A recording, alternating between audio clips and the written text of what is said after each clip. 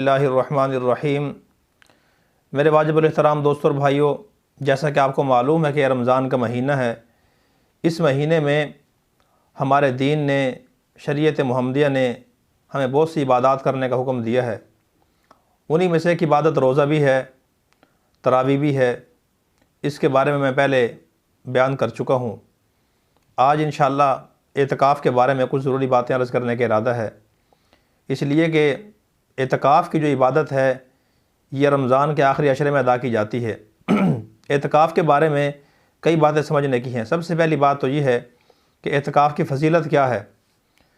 सही हदीस के अंदर आता है, जनाब नबी करीम सल्लल्लाहु अलैहि वसल्लम ने इरशाद फरमाया कि जो आदमी रमज़ान के आखिरी अशरे का एतकाफ़ करता है, 10 दिन का एतकाफ़ करता है, अल्लाह पाक उसको 2 हज और 2 उम्रों का सवाब अता फ़रमाते हैं। कितनी बड़ी फ़जीलत है।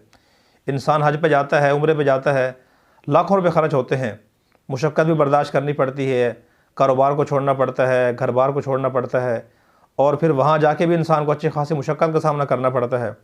अल्लाह पाक जल्ला शानुहु 10 दिन के एतकाफ़ बैठने पे इंसान को अपने वतन में ही, अपने मुल्क में ही, हत्ता कि अपने शहर में ही और अपने महल्ले की मस्जिद में ही 2 हज और 2 उम्रों का सवाब अता फ़रमा देते हैं, और ख़र्च भी कुछ नहीं आता।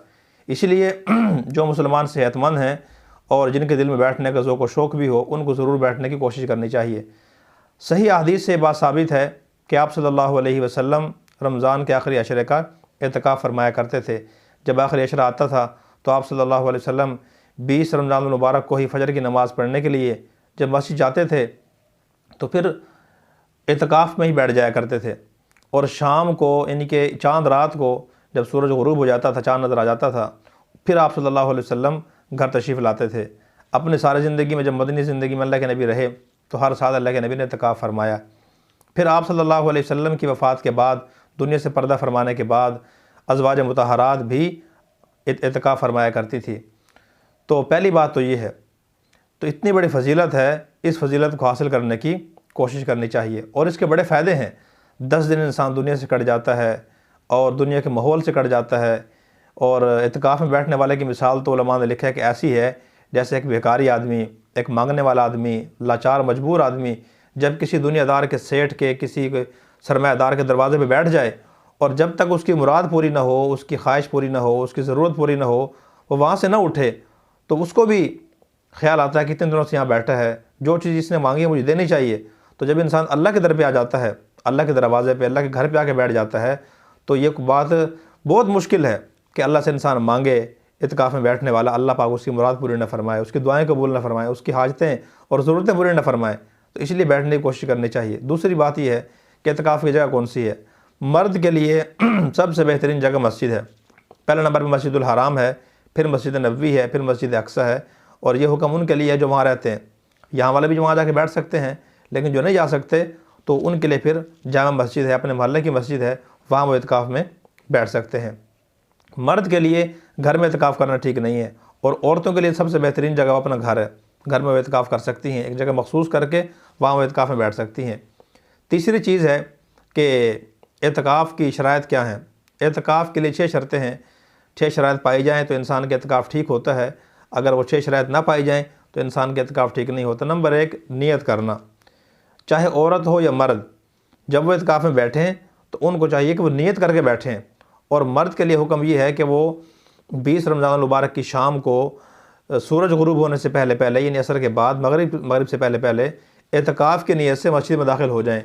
अगर एक आदमी इत्काफ़ की नीयत से, बग़ैर इत्काफ़ की नीयत के मस्जिद में दाखिल तो हो गया लेकिन नीयत नहीं की उसने, और सूरज गुरूब हो गया, तो उसका इत्काफ़ ठीक नहीं होगा। तो इसलिए नीयत करना ज़रूरी है। बेशक सामान बाद में मंगवा लें, बिस्तर बाद में मंगवा लें, बाकी सामान, लेकिन ख़ुद नीयत करके वो मस्जिद में दाखिल हो जाएँ। औरत के लिए भी ये हुक्म है कि वो इत्काफ़ की नीयत करके एक जगह मखसूस करके वहाँ वो बैठ जाए। पहली चीज़ नीयत करना है। नंबर 2, रोज़ा रखना। मसनून इत्काफ़, जिसको रमज़ान के आखिरी अशरे का इत्काफ़ कहा जाता है, सुन्नत मुअक्कदा अल किफ़ाया, इस इत्काफ़ के लिए रोज़ा भी शर्त है। अगर एक आदमी रोज़ा नहीं रखता और बग़ैर रोज़े के इत्काफ़ में बैठ जाता है तो उसका इत्काफ़ सुन्नत मुअक्कदा शुमार नहीं होगा। तीसरी शर्त जो है वो है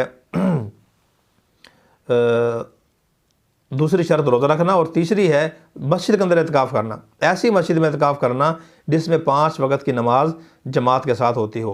अगर वो ऐसी मस्जिद में एतकाफ़ में बैठता है कि जिसमें 4 वक़्त की नमाज़ 3 वक़्त की नमाज़ जमात से होती है, तो ऐसी मस्जिद में सुन्नत मुअक्कदा अल किफ़ाया जो एतकाफ़ है रमज़ान के आखिर अशरे का, वो एतकाफ़ अदा नहीं होगा।